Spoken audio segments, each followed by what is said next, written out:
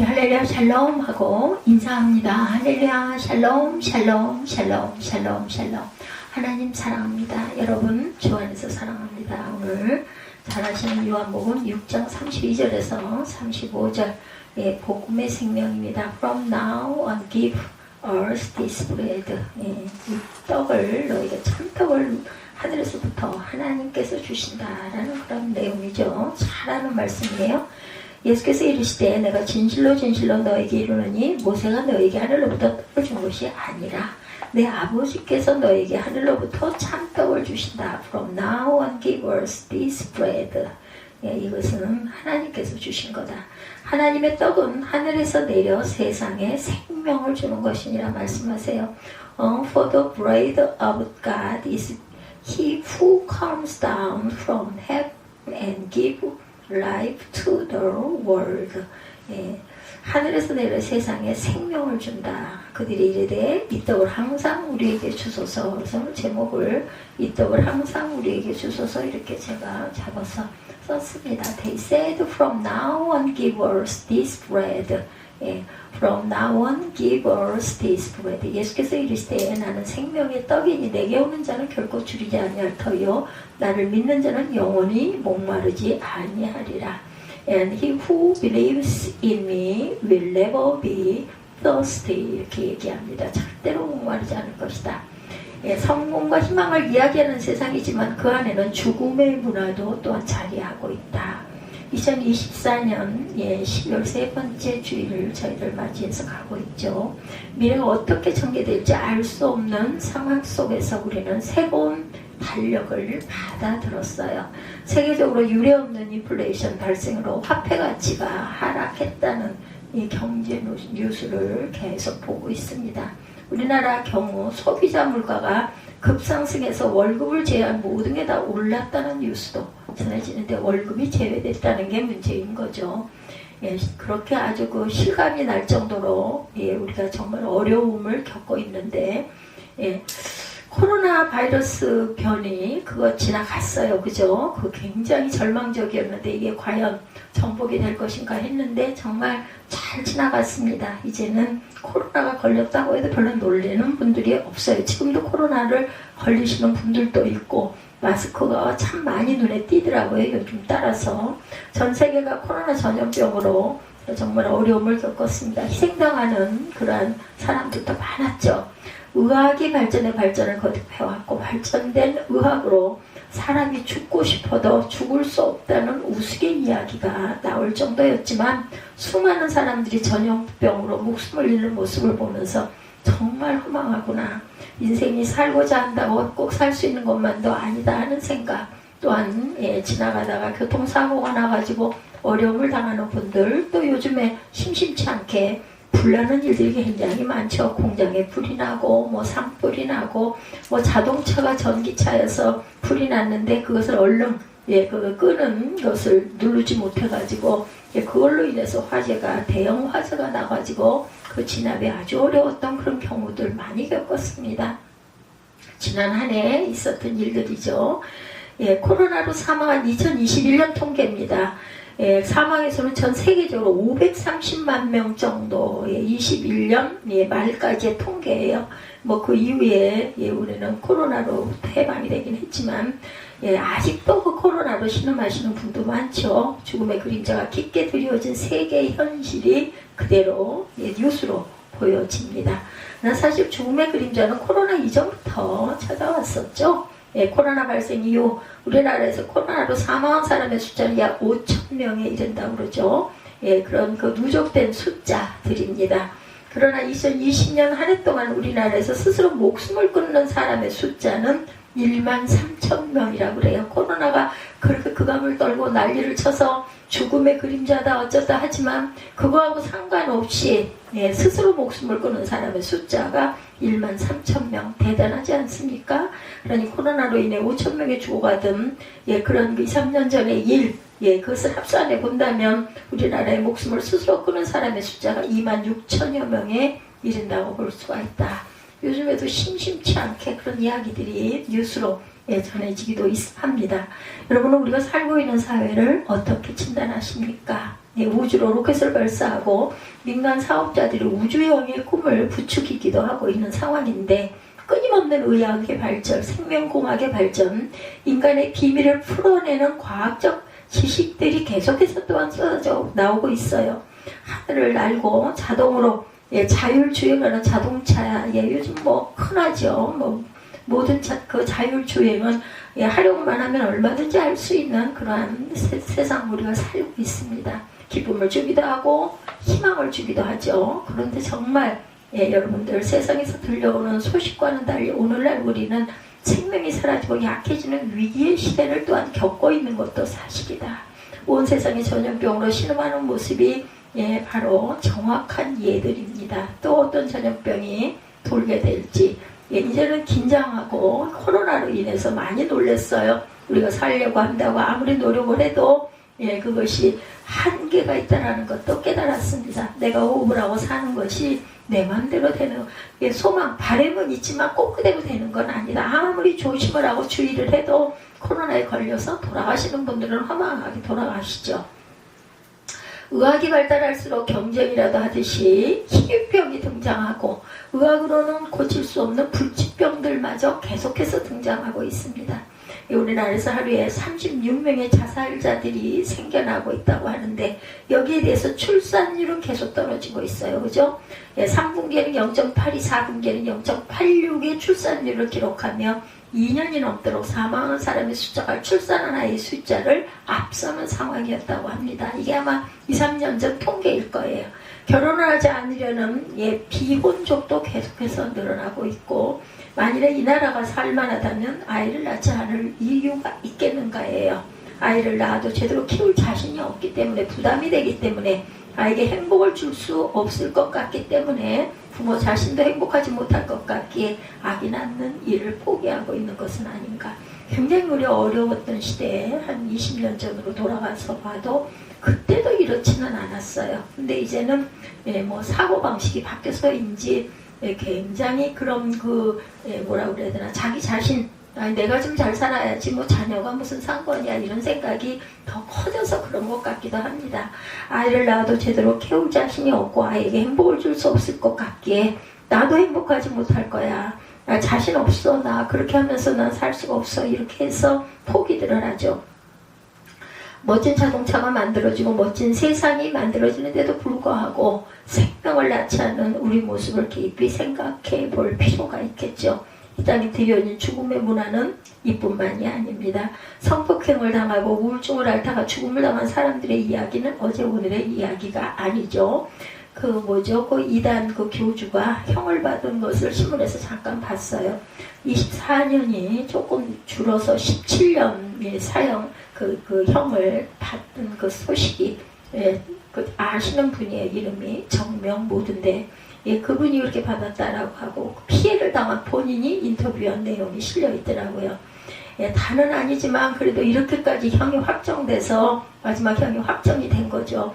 그나마 저도 일상으로 돌아갑니다. 더 이상 그런 희생자가 나지 않게 되기를 바란다. 이런 이야기를 봤습니다. 근로 현장에서 험한 노동을 하다가 사고를 당해서 죽게 된 안타까운 청년 이야기도 심심치 않게 올라오죠. SNS에 퍼져있는 악플을 견디다 못해서 죽게 된 사람들의 이야기 또한 너무나 흔하죠. 유명한 탤런트들도 이렇게 해서 희생당한 경우가 우리 주위에도 아는 이름으로 등장하기도 합니다. 묻지마 폭행, 가족 간의 폭력, 살인 등 손에다 꼽을 수 없을 만큼의 이런 이야기들이 난무하고 있어요. 도대체 이렇게 잘 살게 된 거 맞는데, 그죠? 잘 살게 됐어요. 15년 전, 10년 전보다도 훨씬, 그죠? 그런데도 이런 이야기는 더 많아졌다는 거죠. 노사가 대결을 하고 남녀가 대결을 하고 이념이 충돌하고 서로 원수처럼 싸우며 죽이려드는 문화고는 우리들의 문화다. 편을 가르고 증오를 부추기고 서로를 끊임없이 괴롭히는 모습이 우리 현 사회의 모습들이다. 이러한 죽음의 문화는 기후변화나 환경오염으로도 나타나고 있죠. 기후변화로 발생한 홍수, 가뭄 등으로 유럽에서는 수만 명이 수해로 죽거나 피해를 보는 사례들 우리 그렇게 해서 그런 분들에게 어떤 그 도움을 좀 드려야 되겠다 해서 보낸 부분도 있습니다. 한마디로 말하면 생명이 약해지고 사라지고 있는 현실이다. 생명이 경시되고 죽어가고 있기도 합니다. 문명, 의학, 과학이 발전하고 생활은 점점 편리해지는데 생명들은 도리어 약해지고 사라지고 죽어가고, 이것이 오늘 우리의 생활이라는 것, 우리의 상황이라는 것을 한번 생각해 볼 필요가 있겠죠. 잘 사라지고 좋아지면 이런 일이 점점 더 없어져야 되는데 그렇지가 않아요. 죽음의 문화 반대편에는 생명의 하나님이 계시다라는 것, 너무 무거운 말씀을 연초부터 드린 것 같습니다만은, 분명하게도 우리는 죽음의 문화가 가득한 오늘의 세상을 그래도 직시해 볼 필요는 있다. 세상은 생명에 죽어가는 문화, 생명을 죽이는 문화, 생명에 죽어나갈 수밖에 없는 문화를 만들어가고 있다. 그런 문화들로 점점 채워지고 있다. 그렇다면 이런 현실 속에서 우리는 과연 무엇을 할 수 있겠는가? 죽음의 문화에 우리는 어떻게 맞서서 갈 수 있을까? 이러한 문화 속에서 휩쓸려 살다 때로는 죽음의 위험에 유린당하며 죽어야만 하는 것일까?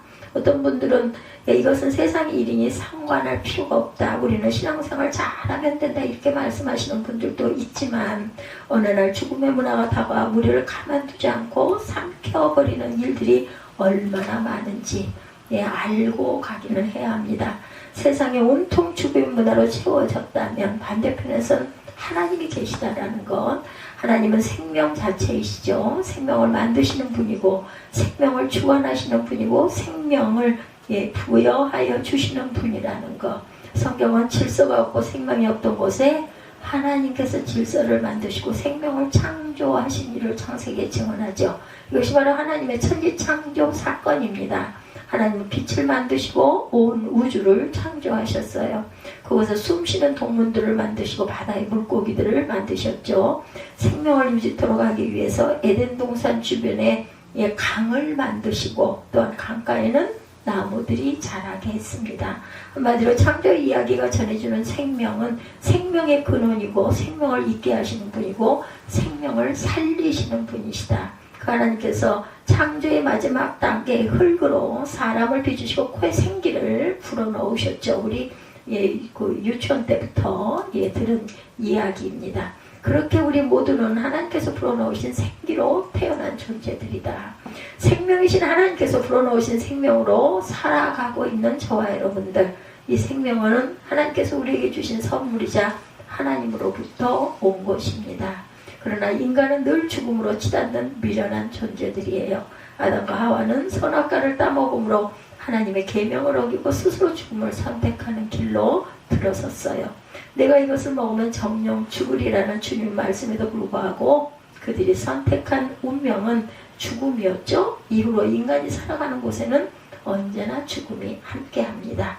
인간은 흙으로 왔다 흙으로 돌아가는 그러한 모습인데 죽음을 늘 두려워하면서 살아야 하는 존재가 되고 말았죠. 가인은 아와 아벨을 돌로 쳐서 죽임으로 죽음의 문화를 뼛속 깊이 경험합니다. 아담에 이어 일대가 넘어가지 못한 상태에서 죽음이 만연한 세상이 열리고 말았어요. 인간이 만든 문화는 결국 죽음의 문화가 되었고 인간을 점령하고 맙니다. 반면에 하나님은 살리시는 분이고 생명의 근원이 되시죠. 하나님은 모든 인류를 살리기를 원하세요. 지금 이 순간도 말 안 듣고 교회 나오지 않고 빈둥거리고 늦잠 자고 있는 영혼들을 불쌍하게 바라보시죠. 가인이 아벨을 죽이고 유린하는 자가 될 때도 하나님께서는 그에게 표를 주시면서 모든 사람으로부터 죽임당하지 않도록 배려도 해주셨어요. 하갈이 이스마엘과 함께 아브라함의 집에서 쫓겨나서 브엘세바 광야에서 방황하다가 물이 없어서 죽어가던 때에 눈을 열어주셔서 샘을 발견하게 하시고 살려주신 이야기, 성경에 나오는 살리시는 하나님의 이야기 중 하나입니다. 인간의 죄로 세상은 점점 죽음의 세상으로 변해가고 있지만 하나님은 죽음의 세상 속에서 살아가는 인간을 사랑하시며 또한 살려내기를 원하신다라는 것. 요한복음은 하나님께서 인간을 구원하시고자 죽음에 둘러싸인 세상에 어떻게 오셨는지를 어둠과 빛의 대비로 표현하고 있죠. 요한복음 1장 1절에서 4절이죠. 잘 아시는 말씀입니다. 태초에 말씀이 계시니라. 이 말씀이 하나님과 함께 계셨고 이 말씀은 곧 하나님이시라. 그가 태초에 하나님과 함께 계셨고 만물이 그로 말미암아 지은 바 되었으니 지은 것이 하나도 그가 없이는 된 것이 없느니라. 그 안에 생명이 있었으니 생명은 사람들의 빛이라. 이렇게 말씀하세요. 참빛, 그죠? 1장 9절에서 12절입니다. 곧 세상에 와서 각 사람에게 비추는 빛이 있었나니 그가 세상에 계셨으며 세상은 그로 말미암아 지은 바 되었을 때 세상에 그를 알지 못하였고 자기 땅에 오매 자기 백성이 영접하지 아니하였으나 영접하는 자 곧 그 이름을 믿는 자에게는 하나님의 자녀가 되는 권세를 주셨다. 예, 아주 우리 많이 외웠던 성경 구절이기도 합니다. 하나님께서는 빛과 어둠의 대비를 통하여 죽음과 생명의 세상을 비교하시면서 이 땅에 참 생명을 보내주셨다. 이렇게 선언하세요. 예, 그리고 이 보내신 분을 믿는 자들은 하나님의 자녀가 되는 권세, 새로운 생명으로 태어나는 특권을 주셨다고 말씀하시죠. 예, 요한복음 1장 12절입니다. 영접하는 자 곧 그 이름을 믿는 자에게는 하나님의 자녀가 되는 권세를 주셨으니. 이렇듯 성경은 죽음의 세상에 생명을 주시기 위해서 오신 생명에 대해서 증언하죠. 예수님은 이 세상에 알지 못하는 참 생명이시며 그 생명을 가지고 이 땅에 오신 하나님의 아들 성자 하나님이세요. 그 다음에 하나님의 믿는 자녀에게 주시는 생명이란 과연 무엇일까? 이 세상에 알지 못하는 생명이란 어떤 생명일까? 죽음의 권세가 예수님을 십자가에 매달아 죽였지만 주님은 사흘 만에 죽음에서 부활하셨습니다. 보다 분명히 말한다면 하나님께서 죽은 그리스도를 사흘 만에 다시 살리셨다는 거죠. 예, 즉 죽음의 힘이 가둘 수 없는 생명, 이것이 바로 하나님께서 우리에게 주시는 참 생명이라는 거예요.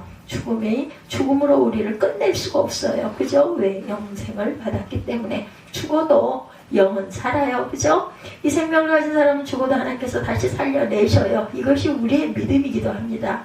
요한복음 6장에서 예수께서는 떡을 달라는 무리를 향하여 말씀을 하시죠. 예, 오늘 본문이죠. 32절에서 35절입니다. 6장. 예수께서 이르시되 내가 진실로 진실로 너에게 이르노니 모세가 너에게 하늘로부터 떡을 줄 것이 아니라 내 아버지께서 너에게 하늘로부터 참떡을 주시리니 하나님의 떡은 하늘에서 내려 세상에 생명을 주는 것이니라. 예, 그들이 이르되 주여 이 떡을 항상 우리에게 주소서. 오늘 제목이죠. 예수께서 이르시되 나는 생명의 떡이니 내게 오는 자는 결코 줄이지 아니할 터요 나를 믿는 자는 영원히 목마르지 아니하리라. 이 말씀에서 예수님은 잠시 위로로 주는 떡, 잠시 배부르게 하는 떡과 영원한 위로가 되는 떡, 영원히 우리를 배부르게 할 떡을 구별하고 계세요. 예수께서 이 땅에 가져오신 생명은 영원히 목마르지 않는 생수이고 결코 줄이지 않게 하는 생명의 떡이라는 말씀입니다.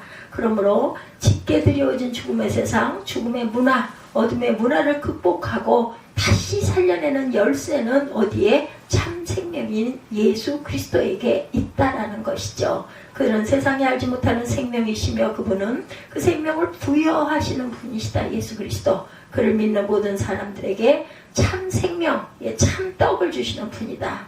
그러므로 앞서 말씀드린 죽음의 문화는 오직 이 생명으로부터만 극복될 수 있다는 거예요. 사회운동이나 문화적인 모습으로 해결할 수가 없다. 이렇게 흘러가고 있습니다 라고 얘기를 한 거지, 그것이 죽음이고 절망 자체, 이 땅이 그렇게 될 것이다 라는 것은 아니라는 거죠. 생명의 떡이신 빛이신 하나님이 계시기에 우리는 살 수 있다. 오직 예수 그리스도의 생명들을 가진 사람이, 그 생명을 가진 사람들이 세상에서 빛과 소금이 될 때 죽음의 문화가 물러가고 썩어가는 세상이 맛을 내게 될 것이다 라는 말씀입니다.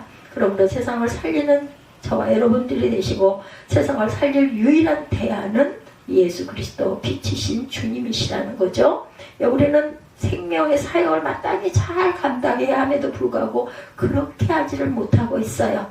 참다운 생명을 가진 사람들이지만 생명을 낳는 방식으로 살아가지 못하고 도리어 죽음의 문화에 동조되어 어둠 속에서 빛을 비추지를 못하고 있습니다. 죽음의 세상에서 세상에 알지 못하는 생명을 낳는 일은 하나님의 방식으로만 가능하다는 것, 예수께서 이 사실을 자신의 삶을 통해서 분명하게 보여주십니다. 이 생명은 스스로 살아나는 생명이 아니고 스스로 뚫고 일어나는 생명도 아니에요. 자신을 살리려 하는 생명력은 때로 세상에서 죽음의 세력이 되곤 한다라는 것. 가인이 그랬죠. 아벨을 향한 질투, 자신만이 하나님께 잘 보이려던 태도는 극단적인 이기주의를 낳고 결국 동생을 죽이는 살인으로 귀결이 되고 맙니다.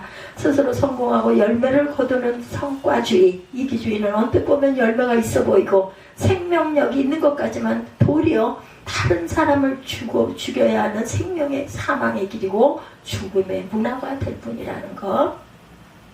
예수께서 이 땅에 보여준 참 생명은 자신을 낮추고 자신을 내어주는 사랑이었죠. 죽음까지 내려가는 희생이었어요. 예수님이 직접 하셨죠. 그렇게 세상의 권세는, 죽음의 권세는 이 생명을 손쉽게 잡아먹는 듯 보였지만 하나님께서 죽은 예수를 살려내심으로 세상이 알지 못하는 참 생명의 정체를 드러내셨다는 것. 그러므로 참 생명은 죽음으로 얻게 되는 생명이지 낮아짐으로 높아지게 되는 생명이며 섬김으로 올라가게 되는 생명이고 또한 경배함으로 영광스럽게 되는 생명이라는 것. 네, 참 생명은 죽음으로 얻게 되는 생명이라는 것을 잊지 맙시다. 죽음으로 치닫는 이 세상을 생명의 문화로 바꿀 수 있는 방법은 참 생명을 가진 사람들이 많아져야 한다라는 거예요. 이를 위해서 우리는 생명 낳는 일을 계속해서 해야 한다. 복음 전파는 단지 한 사람의 영혼을 살리는 일을 넘어서서 새로운 생명으로 태어난 사람들이 세상을 빛으로 밝힘으로 생명력을 불어넣는 데보다 더 큰 의미를 지니고 있다. 복음으로 생명을 낳고 그 생명이 세상을 섬겨가는 거죠. 그 생명이 세상에 빛을 비추도록 합니다. 예, 올 2025년 하나님이 주시는 생명을 따라 생명을 낳는 새생명 새빛교회가 되시기를 주님의 이름으로 축복합니다. 어떤 분은 이렇게 물으세요. 한국교회가 전도를 많이 하면서 교인 수도 늘어났는데 그럼에도 세상의 비난을 받고 있는 것은 해결책은 과연 무엇입니까? 참으로 뼈아픈 말이죠. 예, 지금까지 우리는 참 생명을 낳고도 세상의 방식을 따라서 살아왔죠. 전쟁을 겪은 선배들 세대는 생존이 가장 큰 가치였습니다. 그래서 전쟁 경험 이후에도 죽이고 경쟁하며 스스로 생존하는 방식에 익숙하신 상태로 살아왔는데 그와 같은 굴레에서 우리 신앙인들도 살아왔다고 할 수 있겠죠. 그러다 보니 죽음으로, 비움으로, 낮아짐으로 다시 살아나는 참 생명의 힘과 능력을 제대로 배우지 못하고 경험하지 못했어요. 예, 우리가 이 새해 벽두에 참 생명을 드러내고 이 생명력으로 세상을 살리는 교회가 되면 얼마나 좋을까 하는 생각에 제가 이 말씀을 증거합니다. 복음으로 생명을 낳고 그 생명들이 세상을 살리는 교회, 세상에 만연한 죽음의 문화를 극복하고 사회, 정치, 경제, 문화 다양한 영역에서 생명력을 불어넣는 사람들이 우리 교회의 성도들이셨으면 좋겠습니다. 그래서 이것들이 저희 교회뿐만 아니라 각 교회에서 이런 운동들이 일어나면 얼마나 좋을까. 환경 문제, 기후 문제, 지구의 문제, 또한 전염병, 코로나 그 이후에 뭐가 생길지 알 수 없지만 우리는 알 수 없어요. 많은 젊은이들이 고민하는 문제들 굉장히 많습니다. 악플 등 비난과 욕설로 가득한 인터넷 문화도 있죠. 이런 문제들을 끊어안으며 지구를 살리고 세상을 살리고 사회를 살리는 교회들이 많이 세워지고 많이 일어났으면 좋겠어요. 우리가 하나님의 방식으로 생명을 낳고 생명을 전할 때 이 일은 결코 실패하지 않을 것입니다. 이 생명으로 가정이 다시 살아나고 교회가 또한 더욱 왕성하게 살아날 줄로 믿습니다. 직장이 살아나고 인터넷 문화가 살아나고 바른 방향으로 온전하게 그죠? 사회가 살아나고 대한민국이 살아나고 그것으로 인하여 남과 북은 통일될 것입니다.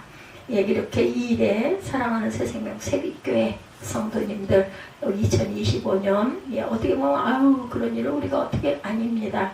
우리 하나하나가 각성하고 조금씩만 변화가 되면 많은 교회들이 있죠. 그 모든 교회가 그것에 타겟을 두고 열심히 달려가면 이 날이 10년 후, 20년 후 점점 키워져 나갈 줄로 믿습니다.